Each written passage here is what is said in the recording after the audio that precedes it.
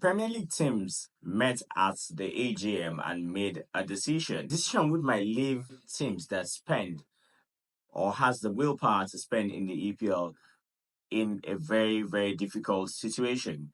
So, about 17 teams in the EPL during the annual general meeting of the EPL teams came to a conclusion that there's going to be a salary cap, there's going to be a spending cap, and there's going to be a lot of, cap on how the financials of a team is being spent. This new rule that was agreed in principle by the 17 clubs in the EPL is going to be replacing the profits and sustainability rules, the PSR, that has been guiding the spending cap in the EPL.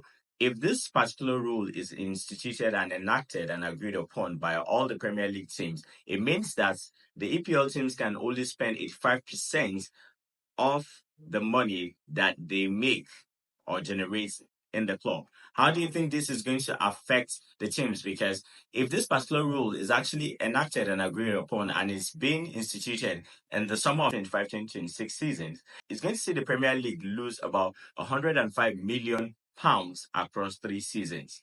So do you think that this rule is going to help the Premier League teams, or do you think it's going to cut down, the money generated in the Premier League that is shared across all the teams, like the TV rights and all of that? What do you think about this particular issue? Slide into the comment section. Let's hear your thoughts. So, Manchester City, Man United, and Aston Villa were the three remaining teams that did not agree to this particular decision or suggestion by the Premier League teams currently in England. And if this bill or law is going to be passed in the EPL, it's not going to happen in this particular season. What do you think about what these Premier League teams are trying to achieve? Do they feel suppressed by the spending power of bigger teams?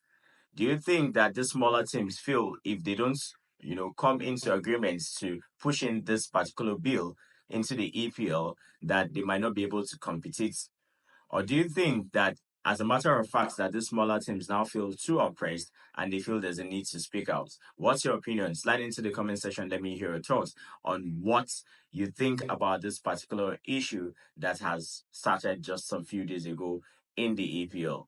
My name is Abdul. I'll see you in the next episode of Touchline Inside Videos, where I'll be bringing you more updates and more reports on what is actually going on about what brought about the salary cap and the cap on spending on big teams in the EPL.